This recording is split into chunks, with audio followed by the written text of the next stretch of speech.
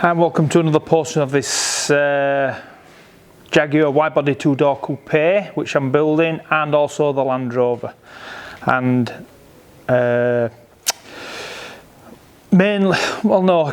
is going to be a relatively short video because I've been messing around with the heads and the manifold because I got a water consumption on the Land Rover engine. But I've also been doing stuff with the Jag, with the boot, putting the stuff back in. I've got the manifolds off, so I'll show you those bits and pieces. And I've also done the heat shield for the exhaust for the Jag. So I'm just going to go through those things. And a heads up for those who find the comments when I discuss the comments. So that's going to be at the end. So it's an heads up if I'll tell you, and then I'm going to go into the comments at the end. So Land Rover first, and then we'll go look at the Jag, the bits I've done, and where I am with the boot, which is nearly now done. So with the engine, Land Rover engine, the V8 engine, I've pressure tested the manifold, and there will be a video in now. Just a quick vid on the manifold, which I pressure tested yesterday. So as you can see there, and I've made some plates that go on the bottoms here. I'll just show you. So there, where I blanked it off, one at the other side as well. So this here, my car valve to pressure test it. So what I did was yesterday, I blanked it off, put 40 psi in it, couldn't hear anything, so I thought, right, I'll put some water in. So I filled it up with water, and then I pressure tested it again up to 40 psi, and I've left it overnight. I've just come back this morning, so it's been on in pressure. You see it's pressure still in there, so I've got the pressure gauge on it. I've got put 40 in, I got 16 today. I found a slight leak on the gasket here. Tipped the manifold, nothing came out. And I've still got 16 psi in it. So I'm satisfied that's not what's leaking water into the engine. So I do describe that. So that's sorted with, and that was on my phone, so it won't be as good as the quality of this. But I pressure tested this to 40 psi. I had water in it, and I also had it without water. But I think I assessed that, so the video's coming up now. Right, get rid of that. So the heads. So I found nothing wrong with the manifold. So I was telling my son this morning, for the amount of water it was pumping out of the back, the air pressure in the manifold, it would have dissipated really quickly, and it like I say, it was still showing 16 psi the following day. So it had been under pressure for a good 16 hours easily. When I came back to it, and it's still all pressure. So if it was a water leak, air, it would have been well and truly gone at that. So I'm happy enough that the manifold's good. The heads. So pressure tested this, so you can see there and there the red silicon sealant, and those there was as well sealed, obviously. What I did with this was, because I don't have a bath of water to put it in to see if there's any bubbles coming out, so what I used was soapy water, which when I'm pressure testing my bottles for leaks, soapy water. So I pressure test it, same thing again, 40 psi. And then I just went round and I sprayed inside all the ports where the valves are, and also the runners, both sides, exhaust and inlet. So any cracks, the capillary action would draw the water, and then obviously it will bubble up, and you hear it. If it's a really big leak, you can hear it straight away. Any bubbles or anything like that would have appeared with the soapy water. That head I found no problem with. Just put that down there. Just to show you, this is the one. I've not tested this yet. We've just me and my son have put the plates, the blanking plates on. So I use the plates what I used on the manifold for here, because obviously they're the same.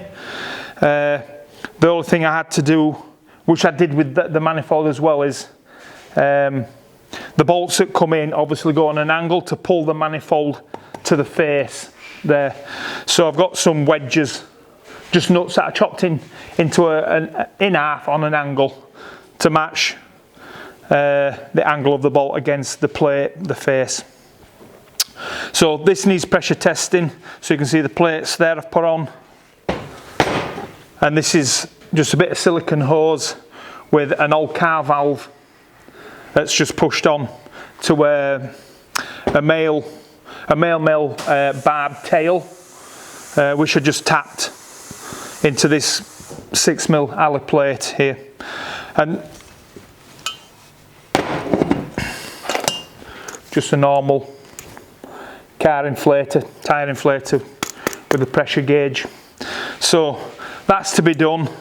Like I say, I'll pressure test that, and I'll just go over what I won't show you because I don't think it's necessary. The principles there, everybody pretty much knows who does this sort of stuff. What we do, what I did was as well, I will mention, when I checked the heads and I put the ruler on, I just put the ruler on, and I looked and thought, yeah, that looks all right. But with closer inspection, especially when I noticed on one of the heads some machine marking with a fly cutter. It was a fly cutter that they'd used. You can tell straight away if it's a fly cutter against a proper rotating head for machining flat surfaces like cylinder heads. It was extremely poor quality. I can't imagine that anybody would allow that to go out of the machine shop unless they'd done it themselves with their own machine. But anyway, on closer inspection, the heads was slightly, both of them were slightly bowed inwardly. But it was minimal. I'd probably say, because I didn't get the feeler gauge, I looked carefully, checked it, and it was like they were bowed slightly inwards. So what I did was, just bear with me a second.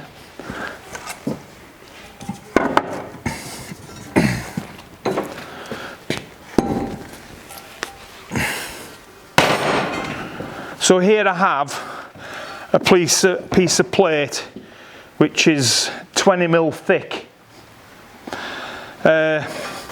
This plate I got for a job that I did for my father's friend. He had a Mark IV Zodiac and he swapped the engine, but he needed the sump modifying, an aluminium sump. So I needed something that was flat to bolt the sump to. So when I welded in the new plate, it won't pull the sump out of shape, because it was a big lump that I welded into it. Anyway, so this plate, I checked it with the ruler, corner to corner cross. So I did all the checks to make sure it was flat, and it had a slight raised section in the middle. So me and my son, with a file, spent probably over 2 hours filing it, scraping it flat and checking it with the file until we got it flat. And there'll be those out there saying, well, you ought to got it that accurate. Believe me, it was pretty good. Obviously, how accurate, I couldn't tell you. I'd have to have it on a surface plate, and it'd have to be checked with some really good calibrated instruments to make sure, to see how flat it was, or to be put on a machine that we know would machine it flat. But it was good, it's good. I put some, I think it's 120 paper on, glued the paper on, and then we flattened that down with a roller. And then I put the heads on, and what I'd spotted with my straight edge on the heads, this showed it up. And it actually showed me that actually the head that I discussed that had appeared to be sanded down, that seemed to have points where as if it was buckled as well as just bowed. and I think that was with the sandpaper. Now, is that the cause of the leak? I have no idea. But this showed me that there were some flaws in the head surfaces. So we just carefully rub the thing backwards and forwards on here, and it's actually done a nice job. How nice? We'll find out when we put it back together. But it looked all right. So anyway, so that's that. I'm making a tool, or some tools at work, because that's the only place I've got access to a lathe. So at work I'm making some tools to press out the valve guides and to press them back in. So I'm making a tool to press them back in to that depth of which they're sat at. So when it's pressed back in, it'll pull up to the valve spring seat face, because they're all the same. So as soon as it touches up there, it'll stop, and then I know that's exactly where it needs to be. Because obviously the valves are on an angle in relation to the face of the head. The other tool at this side is going to sit on the valve seat, because I know that valve seat is perpendicular to the valve guide, and I'm going to use, I'm hoping, I'm going to use a hydraulic ram to pull the valve guides out. So I need to know how much pressure it's going to move to especially the exhaust valve, because apparently those are the ones that stick the most. I don't want to use an air chisel with a plug ram to push the things out. I see loads of people do it. I don't like that. It's not that it doesn't work, I just don't like it. I don't like smashing anything to try and get something moving. If it can be pressed out, I'll press it out first. Getting I've got a fly press, but I don't want to do it in the fly press. That's too, let's say, Captain Cavemanish. The thing's moving around. Any discrepancy in where it's sat, it could do more damage than I want. So I don't have a hydraulic ram press here. So it's work stuff what I'm using. So I have a hydraulic ram which has a centre bar, and so the tool that I'm making, that will sit onto the tool, and then it'll have a bolt. I'm going to get a 12.9 grade bolt to screw into a tool, the part of the tooling which will come at the back of the ram, and it'll screw into the bolt. So the bolt will come through the guide. It's a socket headed bolt, which the head is pretty much nigh on nearly the same size diameter as the actual sleeve. So I'll have a tool screw into that, and then I'll just pull it out. Now the 12.9 grade, the torsional strength, it was saying that it would take roughly about 4.5 ton before it starts to probably fracture and break. So what I'm going to do with the exhaust at work is, because we've got a hydraulic press ram with a tonnage rating gauge on it, I'm going to find out how much it takes to shift a exhaust liner at sleeve, sorry. If it's under 4.5 ton, then I'll use my idea to pull them all out. If it's over, then probably what I might do is break loose all the exhaust guides and then use my tool. Because once it's broken free, as it were, then it should take less tonnage to move it, and that relatively seems to be the case when I've shifted stuff before with the ram. Getting it going is a hard thing. Once it's moved, then it's easier. So that's what I'm going to do with that. So I haven't got any footage of anything like that, because I'm still not finished with making my tooling yet for that.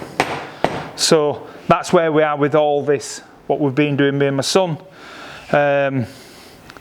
I know it doesn't seem to be much, but we don't get much time really. And you know, we spent so much time getting that plate flat, so I could get it sanded down to check these. And like I say, they weren't a great deal, but the marking on one of the heads with the machining was bad, and the sandpapering, it did look like it being blocked down with a sandpaper block. And I know that people do that sometimes just to take edges, but that's not the way to go. Anyway, so let's go to the Jag, and I'll show you the shield, the boot, and just I'll show you the runners off. It's ready to get sent away for ceramic coating, so we'll go down there. So the boot area, there is a video of me doing this somewhere in the past, and I panelled it all out. There are a few things that I still needed to do. One of them was this trim panel I made at the side here, both sides, to cover up the framework of the actual boot area. So I made those, and I put a trim clip there, but I'd run out of them.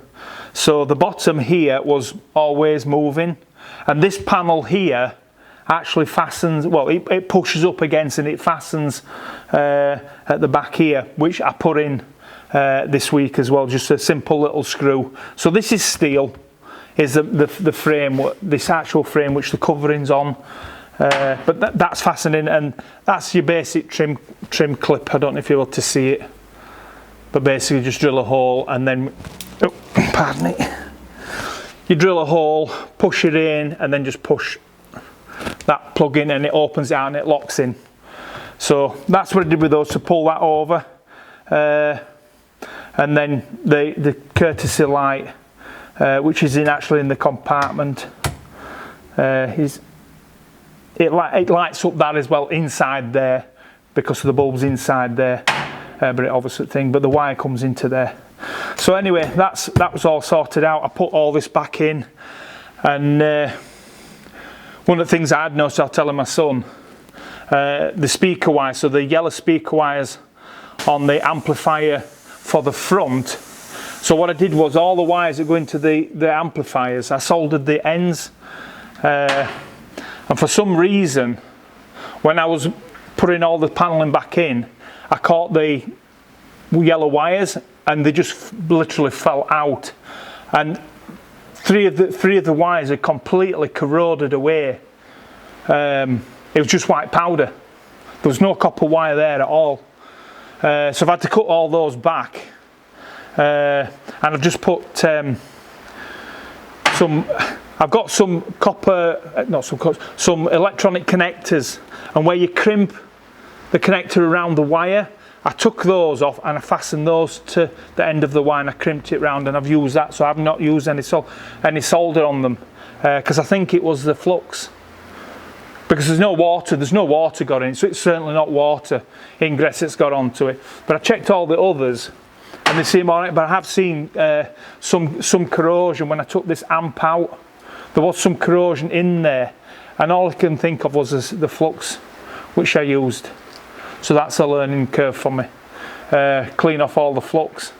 But the trouble is, with capillary action up the wire, so from now on, when I'm going to do wires, I'm just going to get to, there must be some connectors, female connectors that go over, well, I'm saying connectors, sleeves that go over the wire. You can crimp on, because there's no good putting the wires straight in there with the things, because it just splays it open. You don't get a good contact and pressure on that wire. And last thing you want is, you're getting heat build up here because you're not getting a good flow current through into the wire from the amplifier. So that's if you listen to it loud. But anyway, so those are done. I checked all the connections, they're all as it should be. So they're all done now. All the panels are all fastened in, all the lights on. So the only thing I've got to do now is these aluminium strips, which I've discussed previously in one of my videos. In the E-Type Jag I built, in the boot, they had these strips and they have a rubber inlay, and that's to stop the vinyl getting damaged by luggage and stuff that goes in. So that's the purpose for these. So I can get some rubber insert. These are exactly the same size as the E-Type Jaguar, but the Jaguar ones, I think they were brass. Were the original runners where the rubber went into. But I just got some aluminium extrusion from eBay. I get everything from eBay. So those are going to be screwed down to there. And I'm going to trim off the back so they're level. And the fronts are going to follow the slight curve of this rear panel here, because it's obviously the same in the boot. So it just gives it a nice little form. Instead of just being straight inside, I thought it looked a bit uncouth really. So that's that. So this is pretty much done now. So anyway, let's go to the front and I'll show you the heat deflector plate shield I've made and the headers I've pulled off, and then I'll discuss the comments. Right, so let's start with the shield first. So I showed you the shield, I showed you it just formed out, and I was saying that I was trying to work out where I was going to fasten it to, whether I'd fasten it to the engine or fasten it to the car. Because there was so little room to try and make any kind of like proper brackets or anything to come off the engine, I decided to run it and fasten it to the car. So I welded a plate onto the top, and then this bracket here, this got bolts onto, can you see that? Yeah, this bolts onto where the steering column comes out. So there's 4 bolts for a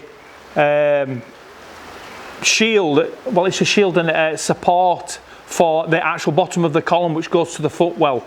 So there's 4 quarter UNF, I think the quarter UNF bolts. So that bolts to that, and so it sits down in between the footwell and the engine and the exhaust.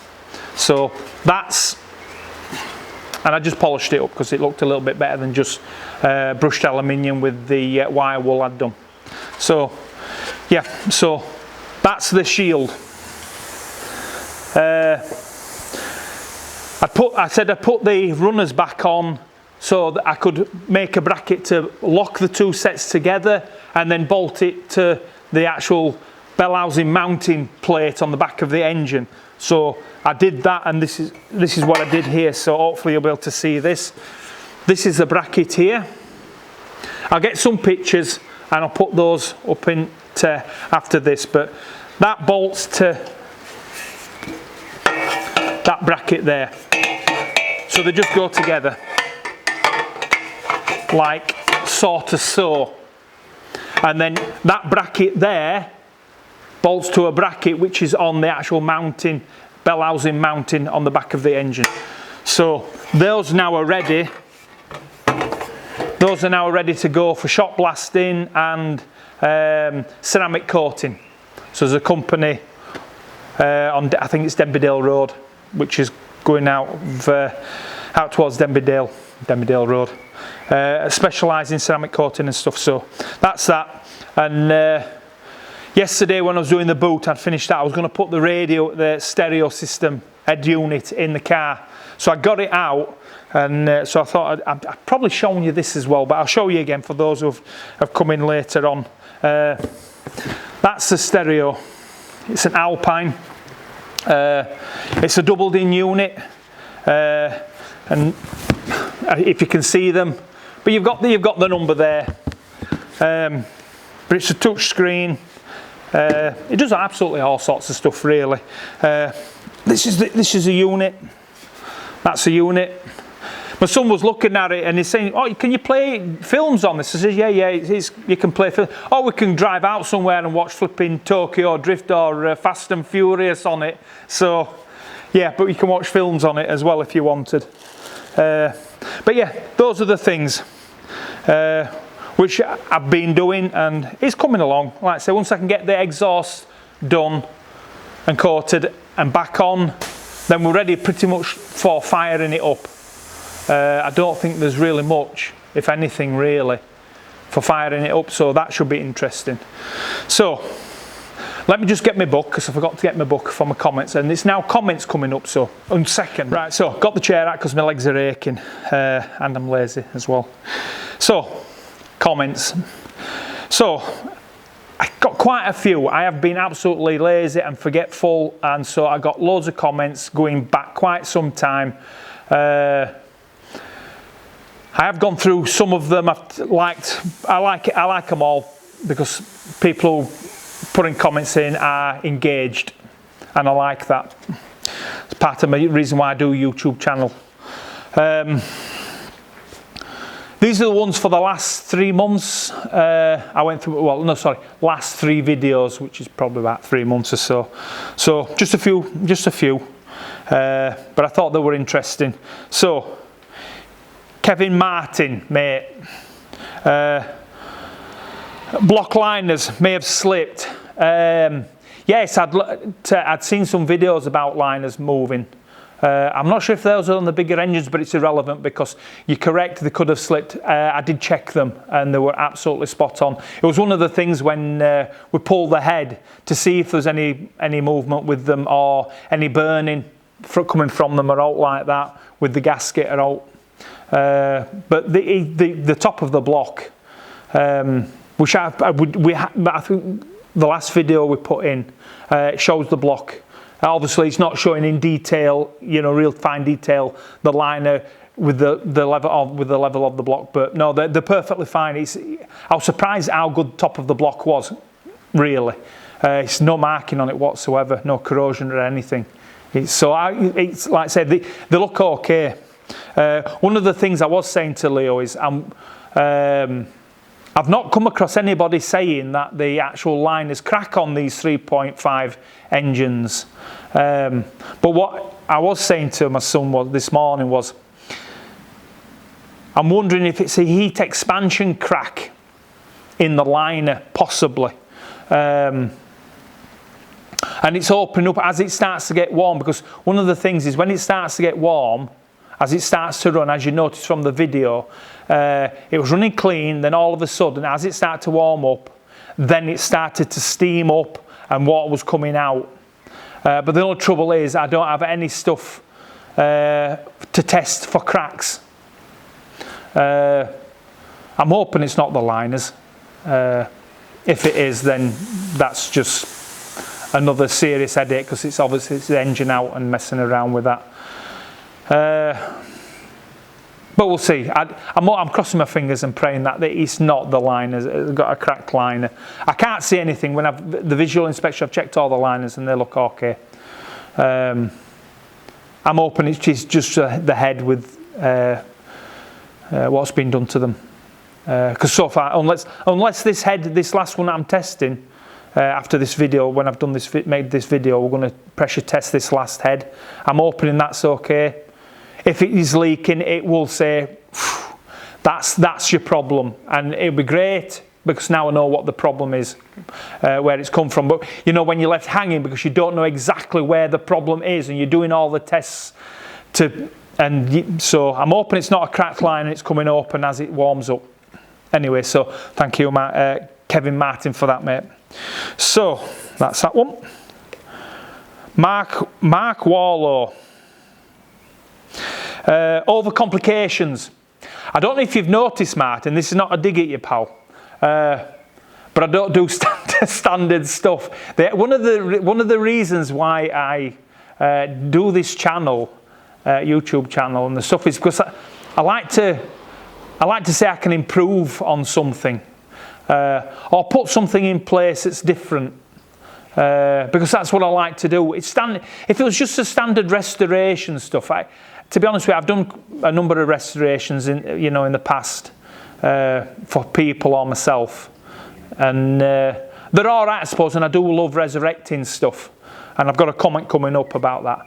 I do enjoy fixing stuff that people have discarded because they regard it as there's nothing you can really be doing to it, and it's just scrap. So with all the cars I've built, and even the cars in the past that I've worked on, a lot of that has been the same thing.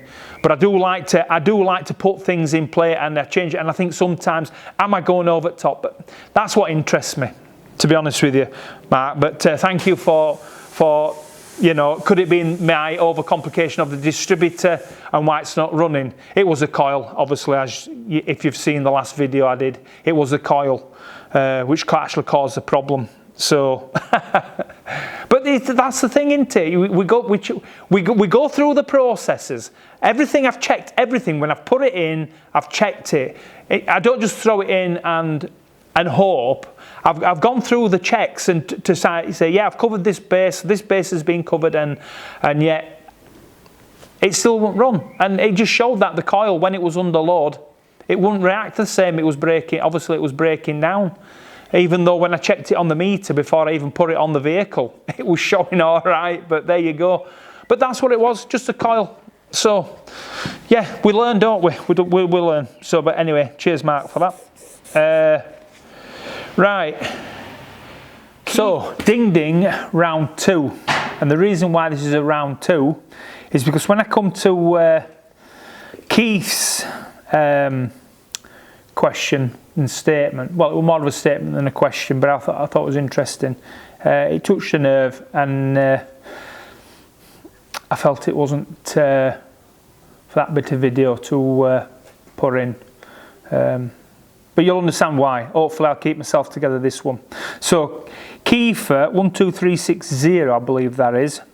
You put in a statement of you'd done a Series 3 Land Rover airlift, and you discussed, well, you mentioned that it was difficult, quite difficult to deal with the rot in them, which, yeah, you're right, they're really, I think anything that's old is really quite complicated at times, and it does get in everywhere, does the old tin worm, doesn't it? But the thing that I was most interested with the comment was, and I felt I wanted to share with you something about HEP1G, and there'll be most people on this channel who won't know what that is. Well, HEP1G was a Series 2 2+2 E-type, which me and my brother bought, and we bought it from a gentleman up in Lancaster, I believe it was Lancaster, and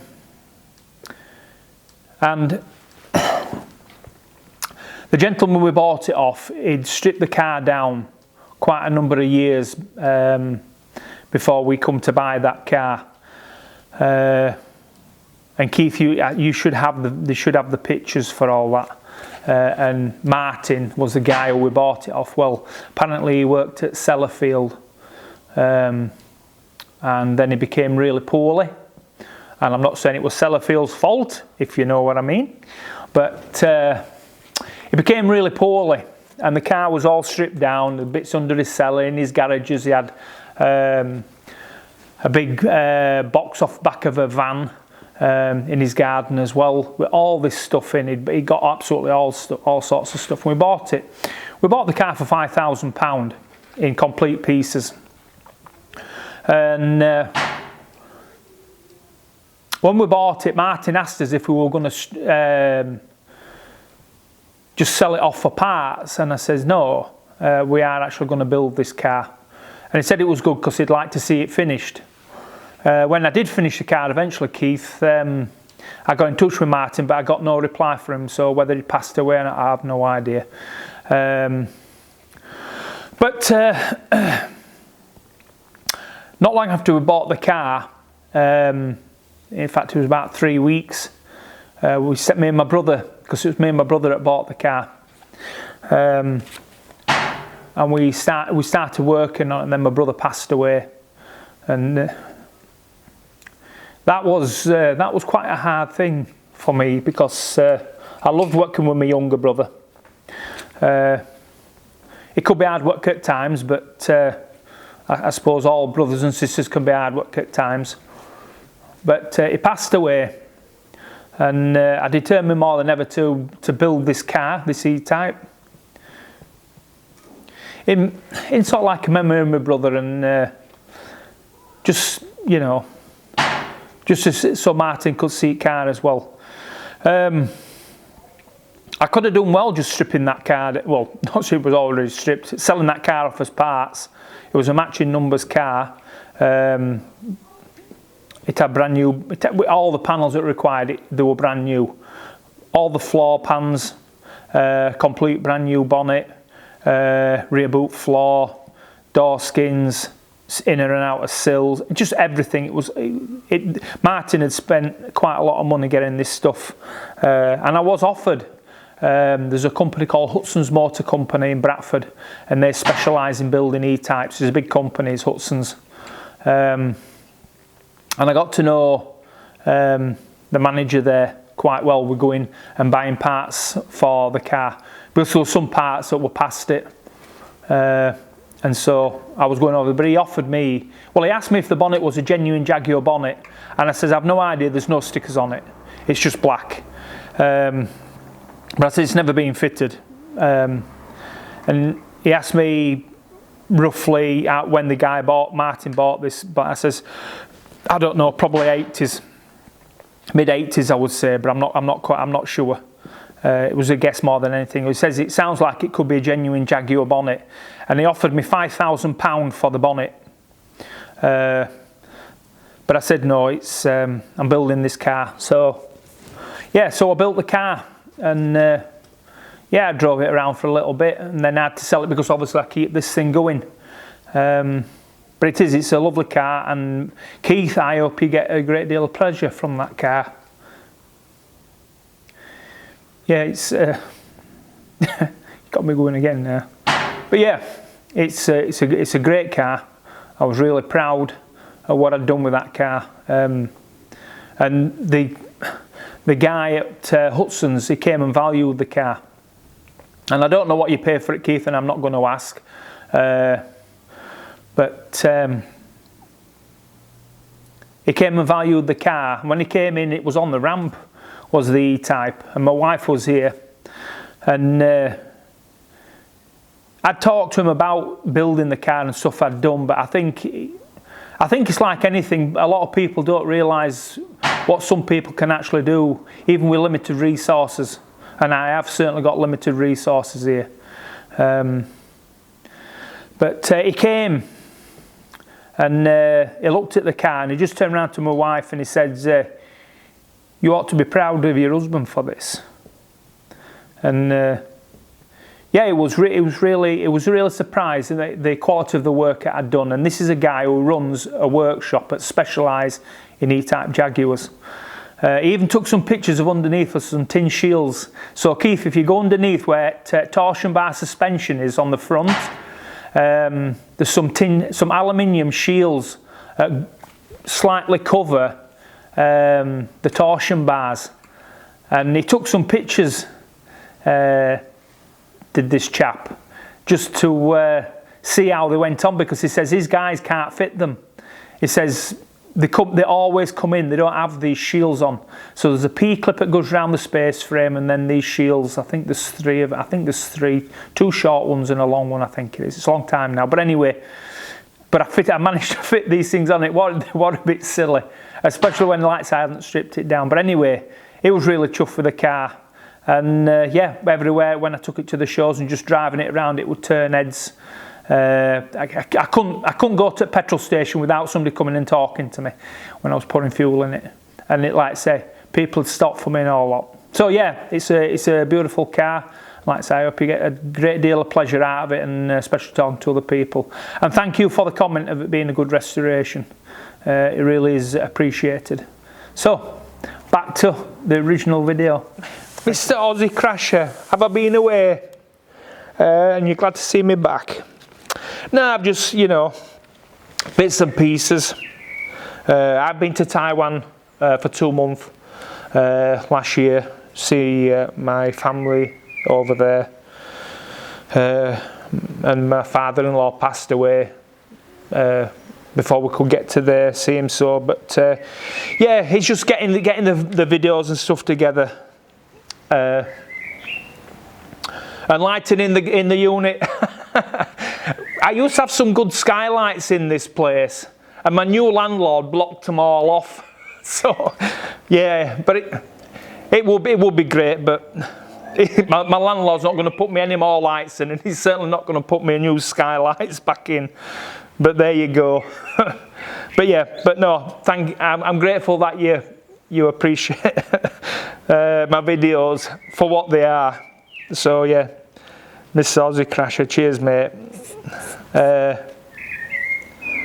So 101, the wheel stowage.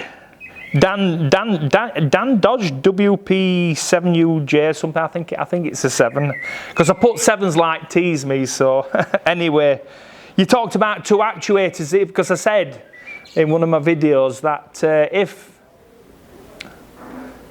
the actuator I got was the biggest I could get, especially for the costing and the compactness to use too. You know, I hadn't thought of that at all, and I don't know why, because it makes total sense. The only possible negative side to that is the amount of area that I have left, because the back panel, it's really close to the back panel. I've not actually measured it. I could measure it, because you're right, that is a really good plausible option, and I will look at the positioning just in case, if I can squeeze another actuator. And I don't want to put one at the other side. I would double them up on one side, because the amount of work I have to put the other way to support the shaft, to have an actuator to work that side as well. But thank you for that, because like I say, I hadn't actually thought of that at all. But you're perfectly right, and they can be run together. So cheers for that one. In Bill's mind, right, you're talking about vibration. So a lot of people complain about vibration on these Land Rovers when they're running. They say that it's the UJs, and I'm like, obviously I've never heard one in the military. My friend who was in Remy, he played with them a little bit before they moved on to the Reynolds Born RB44s, are they? Reynolds Bortons or whatever they are. He worked with those then late when the Pinzagawa, if I pronounce it right, when they came in. So those were those. It did work a little bit, but he can never remember him having any noise. Now, if there's anybody out there that actually drove these when they were new in the military, you'll be better able to say whether they actually rumbled on the UJs. Me personally, you're right, there is a sharp angle which the prop shaft runs from the gearbox to the axle. And so the UJ is doing a lot of work, and they're not really made to do that kind of angular work, but they can do. It's just the speed at which they accelerate and decelerate as they move through its rotational movement with the angle it's sat in. So I would assume that they would create some noise, but when people talk about rumble, I'm getting the impression that it's more of a knocking. Now, you asked me, in Bill's mind, have I sorted it? I have no idea, because it's still sat in. If you've noticed from videos, I'm still trying to get engine right. But I would say, as long as you've got good UJs in there, that the bearings obviously in the box are good and in the axles good, that would be okay. Maybe you might have some kind of humming type noise or something because of like I say, the angle it's running through. But when you say, I always get the impression it's some kind of knocking. Now I've been through the gearbox and the intermediate shaft in the transfer box. I found that's a problem in them, and that could possibly be, which I put in one of my videos, that could possibly be a problem, because if you've got a helical gear running onto other helical gears, and it's the intermediate gear, so it's transferring drive from the box to the actual differential in the transfer box gear, and that gear is starting to cockle over because it's wear on the actual intermediate shaft, because it's just, all it is, it's a hardened shaft with a needle bearing running on it, and then the gear, and it's a big gear. So there's a lot of drive force from the helical gear cut on the gear to actually force it over, and that's what causes the damage. Now when you're driving and it's under load, I would assume that a lot of that noise will go away unless it's heavily worn, and then the teeth are badly engaging, and that will cause noise. But that was a thing that I found when I pulled the box apart. So that's obviously an area to look at. Then the CV joints. I thought there were UJs in the actual hubs at the front where the swivel pins are. I thought there were just big UJs in there, but they're not the CV joints. Everybody knows once you've got a worn CV joint, they're not for fun. They're absolutely not for fun. And I don't know how well people have serviced these things in the past, but this thing, when I got it, one CV joint was okay, but the other one was slightly damaged. I found a company up in I think it was Sunderland, up north from here, and they reground CV joints. I got in touch with them, asked them if they could do it. They said they didn't know this particular CV joint for this size of vehicle. That's for the dimensions. I gave them the dimensions of everything, and they said, yeah, we should be able to do that. Just send us it up. I sent it up, and then they turned around and says, no, we can't do that, which annoyed me quite a lot because I spent a bit of time to make sure they got all the dimensions relevant to regrind and reball the CV joint, but they couldn't because it was too big for their machine. But CV joints, they'll rattle around for fun if they're worn. Absolutely, you know.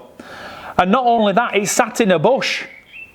Is a CV joint, and if you've got a worn bush, not only will they, if the balls are worn, if they've worn a groom in their own raceway, you've got a bush that's supporting the damn thing, and if that's worn, the whole thing's going to rattle around as well, which I'd noticed on this. So I've done all that work. I reballed the CV joint that was on, which was slightly damaged, and it's a lot better, but it's not 100%. But you can't get these things for love of the money. 101 parts, they haven't got any in. And when they do get them in, they want an arm and a leg and a couple of toes as well for them. Which I understand why, because you've got to get the whole damn shaft, because getting the shaft to cut the balls out, carefully cut the balls out to get the damn shaft off it. Because it comes as one part. Anyway, so I've no idea if it's fixed it, to be honest with you, in Bill's mind.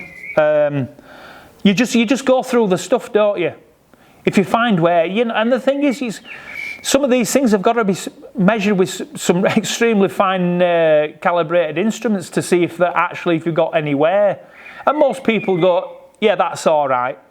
So, you know, I personally, I don't think it should make a room. I would imagine are you getting a high speed that you might get some noise just because of the, like I said, the angle it's going through. But a rumble and like rattling noise, no, I don't believe that. But I'm not going to say that it's not, because I don't know what they were like brand new.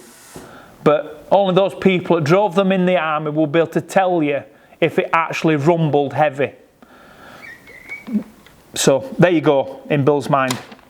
I can't give any more than that, because like I say, I tell you what I will do, when I eventually do get it on road, like the rest of my stuff, when I eventually get it on road, I'll make a video, and we will try and see if I've fixed the rumbling and where the noise is coming from. Because one of the things at work, because I do steering at work, remanufacture steering repair, and I work I was supposed to work in R&D, but I've been doing lots of building lately of Audis. But a lot of steering racks now are using ball screw technology for their power assistance.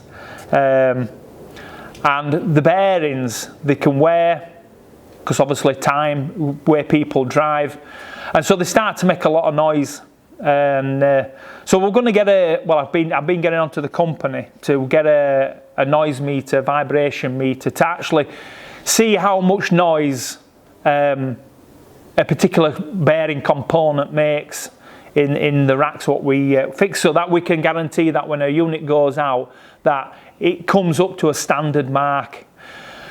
Well, with the noise, it will be probably more difficult, but the sensor, to what you will touch, the probe that you touch areas, I would assume that you can get sensors you can they're either magnetized or you can stick on or something like that, and it will you can isolate in a sense where the noise is coming from by moving the thing around. So you put the sensor on and you drive it and you see if that's the area that's getting the noise, and you just move it around, because we know the area. So like the UJs are at each end on the gearbox and on the axle, so it's not difficult to put something there, and it would tell us if that area is the problem. So I'll do a video when I eventually get it sorted and I get this. If we get this noise meter thing, we'll be able to tell if that's that's where the noise is coming from. And then once you know where it is, you can focus then, can't you? So I will do a video on that.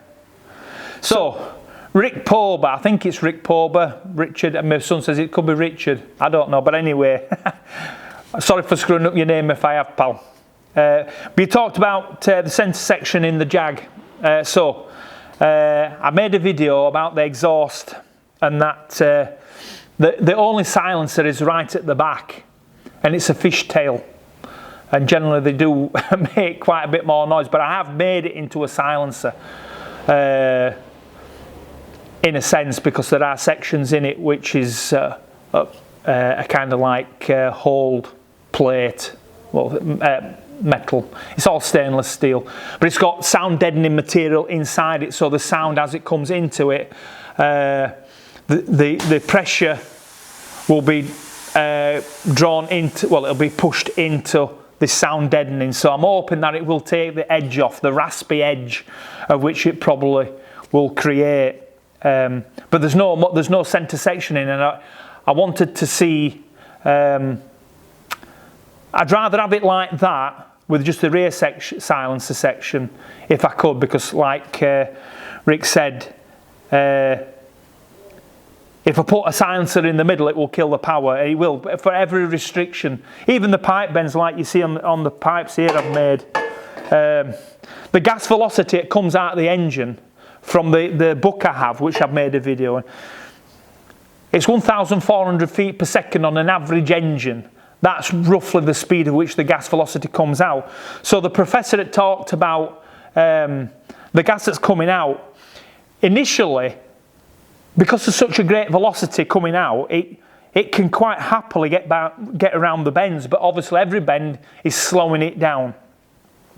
So when you get to silencers, depending on the type of silencer, you can get a lot of restriction where the gas is trapped to try and kill down the sound. So you are right in, you know, to have a straight through pipe, you maintain that, but it's same with wrapping the pipes and everything, isn't it? If you can keep the gas pressure temperature up, you'll help move it along, because sound moves faster in hot air than it does cold air, and sound is one of the elements that helps the system work. And that's one of the reasons for the tune length and the pipe size diameter, because just putting a big pipe on is not going to help it either. It normally dulls the performance more than anything. If you just, everything's got to be the right size for the size of the engine. So, but the silencers what I was looking at was, I did mention cherry bombs. They are a straight through pipe, and it's the same thing. It's got like a meshed pipe inside where the sound is. The pressure wave and everything comes into the actual casing around it, and that then dumbs the edge off, takes the edge off, that sharp edge. So I did talk about cherub, but you're right. Putting anything in the middle, anything as restriction will cause problems ultimately. And I want to keep it. I don't want it to be too loud, but I don't want it. I've not made it to be quiet. It's not something that's just going to cruise around like a Rolls Royce. You know, it wasn't designed for that. But if it is too noisy, then I will have to assess it. But anyway, that's the end of the comments. So for those that's persisted, you're a better man than me. But yeah, I am grateful for all the input, and those I've not commented on if I've just put a like. But I do read all my stuff. Well, I do all. There's not a lot really. It's just me being lazy, or I'm just busy with stuff. But I am grateful for them. I'm grateful for you watching the videos, and yeah, this one was a bit of a touch emotional just for the E-Type, because like I say, so much was going on. And like I say, it is a lovely car, is that E-Type, Keith? Yeah. So I hope you enjoy it, car. Anyway, thanks for everybody watching and your inputs, and just yeah, if you come across this, like and subscribe. It's that simple. And if you get too bored, unsubscribe. You know, but it's nice to have people tagging along, and and seeing what I do, because I do enjoy doing this stuff, and like I say, I like to mix it up. And it's not like I say, I don't just do standard restorations, because there's so many people doing standard restoration, and it's good and it's good and well, but everybody's doing it, and just having something different. I think having something different just, you know, creates that interest. And if other people can get into it, that's the thing as well. You know, if I can, you know, make it somewhat interesting that you can do this and you can do that, and people get into it and they can glean something. I'm not here to teach you how to do welding or do this or do that. It's everything I know I bring into it, and hopefully that's what I'm getting out there for those of you that's watching, that you're getting something from this, and you know, it moves you to do something. You know, get yourself out of the norm. If you've got distributors got double points in it, junk them. You know they're an headache. But anyway, thank you again for watching, and you all take it steady, and until next video, which I put out, which hopefully will be sooner than later, and we'll have some of this done. And hey, maybe I might have the stereo in, I might have it booming away, and maybe me and Lil will be sat in it watching a bit of Fast and Furious. But anyway, take it steady, and I'll see you at the next video. If you log in, have a good one.